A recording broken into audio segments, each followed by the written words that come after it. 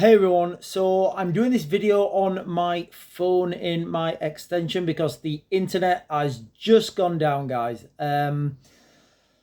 It's been a nightmare. We've been building this studio. We've been doing, a lot of stuff. I don't think I've broken it myself. I think it might be something to do with this rain we're having. We're having huge amounts of rain in the United Kingdom.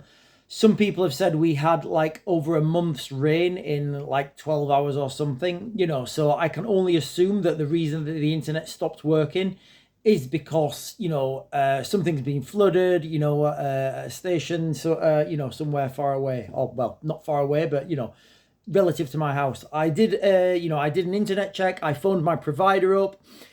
They did all the checks on the phone or whatever. They said, yeah, okay, we can see you've got a problem. It's not at your end, it's at our end or something. And they're going to send an engineer out to fix it. So we haven't got any internet. So two things. Well, one thing really.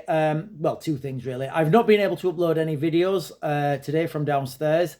Also, I won't be able to go on the live stream tonight, which is a bit of a kicker. So I'll just try and give you guys bullet points now what we was going to cover, and then hopefully when the internet's back on, potentially tomorrow, if not maybe the day after, I genuinely don't know, we'll be able to cover them and whatever else has been happening. But the main things I wanted to cover, and it's kind of, I think it's actually fell better. Well, it would have fell better into place if we could have done a live stream. But I wanted to cover what David Lammy said yesterday about the support for Ukraine and how he sees things getting worse and worse. And, he's mentioning 2025, 2026. So from that, you can surmise. And guys, remember, when David Lammy does a speech, you shouldn't really take much stock from that. But when he's talking and doing a big speech like this, the speeches that he's doing at the Labour conference, these things will have been, been meticulously gone over with a fine toothpick. Every word that he says will have gone through several departments. It will have gone through, his own department, the people who work for him. It will probably written by them actually in the first place. Then it will go through a PR department. So nothing that's said in that speech will be, it will all be the perfect stuff that he's saying. So we was going to talk about that. We was also going to talk about what the defence... this is one of you guys put me onto this as well. What the Defence Secretary, John Healey, has said. He lives in the same... literally I go running past his house on a weekend. What he said basically is that, the United Kingdom need to really take seriously the recruitment. They're changing the legislation and the entry, what's the word I'm looking for? Basically the entry bar to get into the military. They're changing that and they're streamlining that whole system. Now, guys, they're not going to be doing this if they're not worried about manpower. They're not going to be doing this if they don't see the writings on the wall. The UK military has been absolutely gutted. By gutted, I mean just stripped out, basically. So we're literally left with a shell of a military of what we used to have.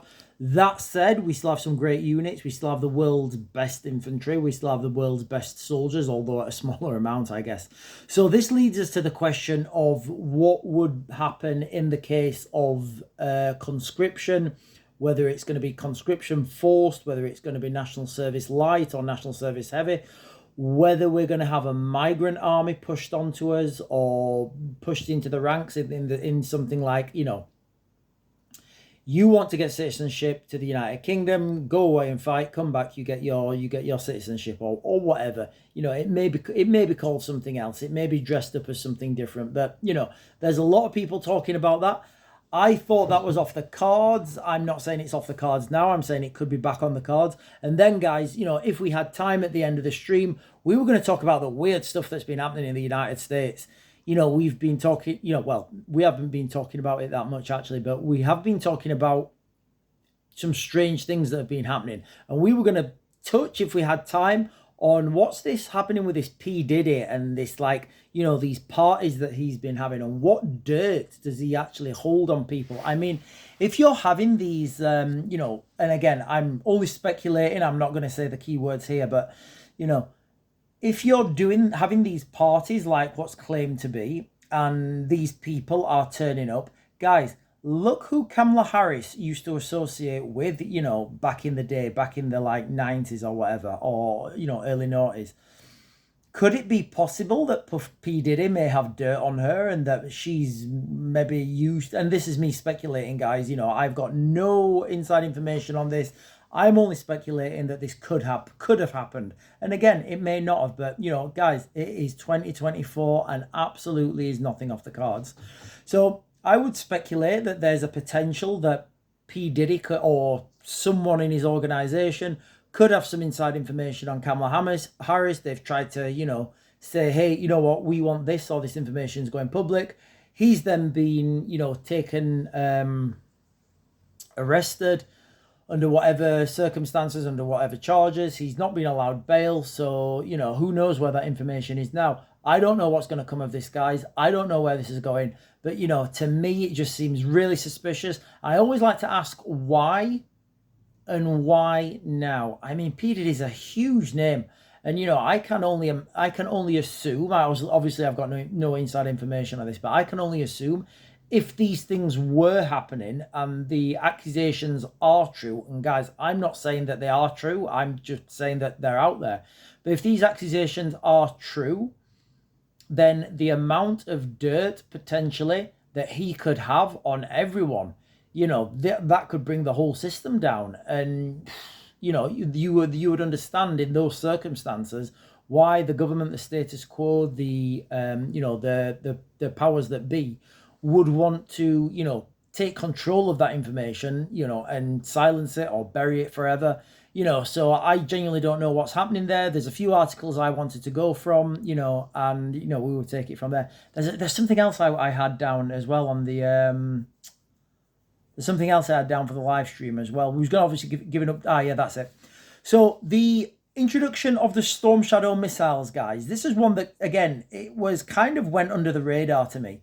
The Ukrainians have actually developed their own long-range cruise missile drone thing. It's pronounced like ple something.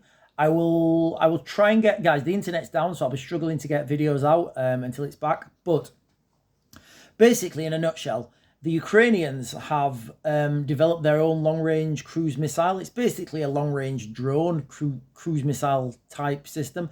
There's no pictures of it. They're only talking about it. But what we can assume is it's this system that's taken out the ammunition depots in, you know, in Russia. I believe it's 3 now. So what we can speculate is the use of the Storm Shadow. And again, guys, I said this quite a while ago. I didn't understand the relevance of it, but I do now.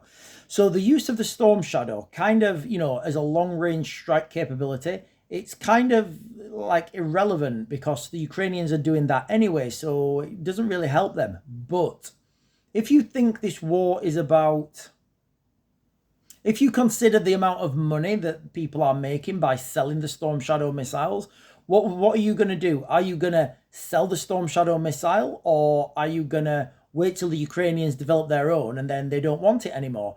So if you can give the Ukrainians a Storm Shadow missile and get them to use it, get them to rely on it, get them, you know, provide funding for from your own country to buy and, you know, produce this, of course that's more advantageous. Of course you're going to want to do that. I think a good example here is kind of it's a good example. So the Bayraktar drone was developed by Turkey in response to Turkey not being able to buy any drones of their own. So what happened is, you know, Turkey was going around like back in I can't remember when, like maybe 2016, maybe a little bit earlier. Turkey was going around looking for people to build drones. They wanted, you know, they had a requirement, they had money, but nobody would build drones for the Turkish. You know, there were too many sanctions, it was too difficult, they couldn't move parts around, you know. So it was really difficult to do that. So the Turkish developed their own drone, the Bayraktar, and now Turkish don't buy drones off anyone. They actually export drones. So that export, you know, so the Turkish now exporting drones that are proven, combat proven. That's kind of a knock for the US military industrial complex. It's kind of a knock for the current status quo of drone producers who've kind of cornered that market. So if we're looking at Storm Shadow, guys, you know, and are the Ukrainians going to get to use it? Is it going to be deployed? Well, from a financial standpoint and from a business development point of view, yes, they have to let the Ukrainians use it, or they're going to lose out a load of money. They're going to lose out a load of sales. I don't know, guys. That's just me speculating. That's just me being cynical. That's me thinking people care more about money than they do about wars. Anyway, guys, that's it. I'm going to try and upload this video. I don't know when it's going to go online. Like I said, guys, we've got no internet. I'm having to do this off my phone, and my signal is incredibly bad. If the internet does come back on, then of course I'll try and jump on the live. I'll try and get this live stream done. But as it is now, guys, we have got like zero internet. And and it's just not happening now. I'll keep trying to reset the router. I'll keep doing all the things where you pull the plugs out, you blow them, and you pray, and you stamp 3 times with your feet and rub it on your head or whatever. But like I said, I've done the the tests with the woman on the phone and the provider. They said there is a problem, but it's not at my end, it's at their end. So I've no idea what to do, guys. Anyway, guys, I'm gonna Mag to Grid, and hopefully I'll get you guys a video at some point soon. But until then, guys, keep liking, following, subscribing, share our stuff. Go check out some of our old videos because they're all relevant. And go give us a like and a follow on all our 3 platforms now, guys. Anyway, guys, I'm going to Mag to Grid, and I will see you again soon.